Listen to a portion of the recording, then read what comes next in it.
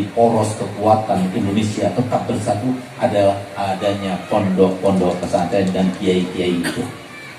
Maka kemudian diteliti lagi, gimana sih pondok pesantren ini? Apa yang diajarkan? Begitu dahsyat doktrin mereka sehingga begitu kuat di dalam pendidikan yang ditanamkan oleh para kiai. Ternyata didapatkan oleh mereka itu bukan cuma belajar teori, tapi teori sekaligus praktek. Dan itu yang tidak dimiliki oleh lembaga pendidikan yang lainnya. Sehingga Pak, kemudian mereka itu menggodoknya, memasaknya, menelitinya sampai kemudian jadilah sebuah program pendidikan yang terbaik sekarang ini adalah boarding school. Itu adalah pondok pesantren. Cuma dibawa ke Amerika, digodok, akhirnya dikeluarkan jadi boarding school. Jadi supaya lebih mentereng lagi, bahasanya lebih keren lagi. Padahal isinya itu adalah pelajaran teori sekaligus praktek. Ya tidak mungkin, harus mereka berada di sana paling tidak setengah hari baru mereka itu bisa melaksanakannya, dan itu diterapkan di Eropa sama sekarang. Oleh karenanya kalau bisa mondok, nggak harus mondok yang jauh, mondok dekat. Dan alhamdulillah Al-Habib Jadi sebagai putra daripada Al-Habib Abdurrahman Soebul Haul, beliau insya Allah sudah direstui oleh guru-gurunya untuk membuka pesantren walaupun di lereng sana. Waktu melihat tanahnya pertama kali itu sekarang nggak mungkin karena curam banget gitu ke bawah. Tapi subhanallah kalau sudah niatnya baik, alhamdulillah sekarang sudah dibuka jalan sampai mobil pun bisa masuk ke tempat itu. Kita doakan semoga dimudahkan. Amin.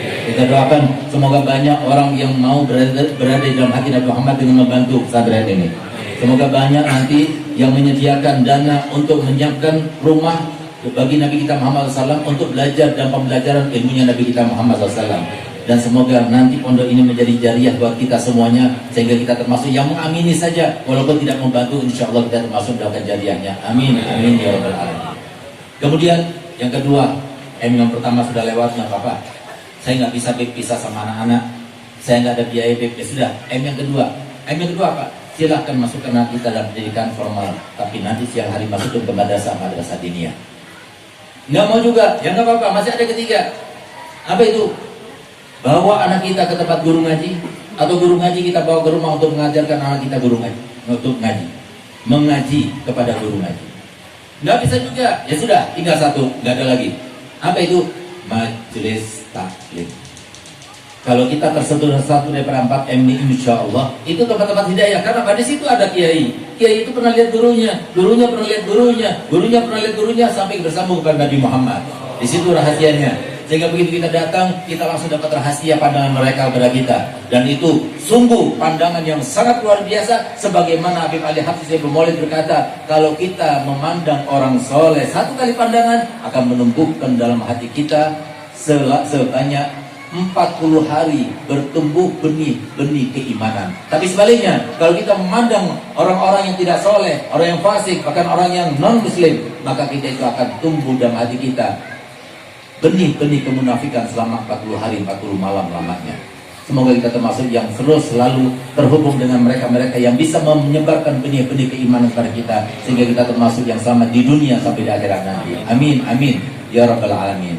Dan yang terakhir, saya sampaikan, Nabi kita Muhammad SAW baru-baru ini telah diimpikan oleh salah satu orang yang soleh. Dia bermimpi, Nabi SAW berkata begini, ada dua hal perlu sampaikan. Yang pertama, katakan kepada mereka, kalau mereka ingin mendekat kepadaku dengan kedekatan yang cepat kilat, dengan hubungan yang kuat, maka lakukan semua aktivitasnya dengan maksud dan tujuan membahagiakan Nabi Muhammad. Cari uang untuk Nabi Muhammad. Apa yang bisa kita lakukan untuk menyenangkan Nabi Muhammad? Senangkan Nabi Muhammad. Dan kita semuanya punya modal, gak punya harta, gak punya jabatan. Doakan mereka, para kiai, para ulama, para dai. Doakan mereka yang mau bikin pesantren, doakan.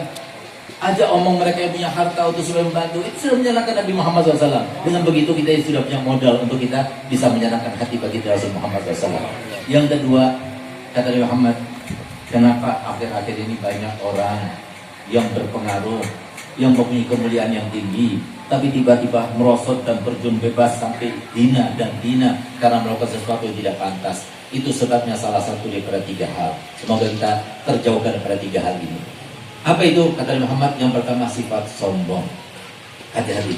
Karena Nabi SAW terlalu sabda, man takabbara Wada'ahu Allah, barang siapa sombong pasti Allah akan hinakan dia. Itu yang pertama. Yang kedua, uququl walidain, durhaka kepada orang tua, dan termasuk yang durhaka kepada orang tua adalah durhaka kepada guru, kata Nabi SAW. Dan yang ketiga, izaul aulia, mengganggu para wali baik yang hidup maupun yang mati, dan termasuk para wali itu adalah para habaib, anak cucu Nabi kita Muhammad SAW. Semoga kita semua termasuk yang bisa melaksanakan semua perintahnya Nabi, dan semoga kita termasuk mendapatkan kemuliaan Nabi SAW, sehingga kita diberikan anugerah yang besar di dunia, mendapatkan kenikmatan berupa bermimpi Nabi Muhammad, dan di akhirat kita mendapatkan syafaat Nabi Muhammad. Rabbana atina fid dunya hasanah wa fil akhirati hasanah wa qina adzabannar. Wa sallallahu ala sayyidina Muhammadin wa ala alihi wasallam. Alhamdulillah, amin. Dan ada permintaan daripada ahli jadid untuk kita memberikan ijazah sholawat busra. Jadi sholawat busra itu adalah sholawat yang diimpikan oleh salah satu putra Habib Hasan Baharun pada tahun 2015, tepatnya pada malam Jumat, lebih tepat lagi pada malam Asyura, malam 10 Muharram. Ketika bangun dari tidurnya dalam mimpi itu tepat jam 2 malam, subhanallah, begitu bangun jam 2 malam itu yang namanya bau gahro itu menyeruak di kamarnya itu, dan tidak hilang sampai 3 hari 3 malam. Kemudian di dalam mimpinya itu Rasulullah berkata begini, setelah ditalkin per kalimat, ditalkin sehingga begitu bangun langsung sudah hafal di luar kepala. Kata Nabi, yang baca sholawat busra ini habis sholat subuh sebanyak 41 kali, sama seperti khasiatnya orang yang baca Yasin sebanyak 41 kali dalam mengabulkan hajat, memudahkan urusan, melapangkan segala kesulitan, menggapai harapan, menghindarkan daripada hal-hal yang menakutkan dan mengkhawatirkan. Sangat mujarab sekali. Jadi IG saya itu setiap hari pasti ada yang menyampaikan sesuatu daripada keajaiban sholawat busra. Jadi yang paling dahsyat, saya pernah datang ke rumah saya, seseorang yang kena lumpuh selama 11 tahun, umurnya 22 tahun, dari mulai umur 11 tahun kena lumpuh. Kemudian si perempuan ini dia mendengar salah satu medsos tentang keajaiban sholawat busra, maka kemudian dia itu membacanya. Subhanallah, 3 bulan kemudian tanpa dirasa, tanpa dinyana, bangun dari tidurnya langsung jalan. Begitu dia itu jalan, baru dia ingat kalau dia itu lumpuh. Sehingga apa? Dia berteriak histeris, dia nangis, dia datang ke rumah kami dan dia menceritakan. Jadi luar biasa, memang Nabi SAW sangat tahu bagaimana mutu keimanan umatnya sekarang ini. Kita masih ingat dulu, orang tua kita kalau punya hajat pasti biasanya baca Yasin berapa kali? 41 kali, 2,5 jam baru selesai. Siapa yang mau sekarang ini? Nah, tahu Nabi SAW kalau diumumkan kita baca Yasin 41 kali nggak bakal datang. Oleh karenanya Nabi SAW memberikan tandingannya. Bukan tandingan Al-Qur'annya, tidak, tapi sholawat yang kalau kita baca insya Allah sama seperti hasilnya membaca Yasin sebanyak 41 kali. Saya akan bacakan sebelumnya, saya akan terjemahkan, kemudian saya akan bacakan, lalu saya akan ijazahkan pada antum semuanya. Bismillahirrahmanirrahim. Allahumma sholli wa sallim, ya Allah, haturkan salawat serta salam ala sayyidina Muhammadin, kepada junjungan kami Nabi Muhammad, sahibil busra, sumber dari segala macam kebahagiaan dan kabar gembira.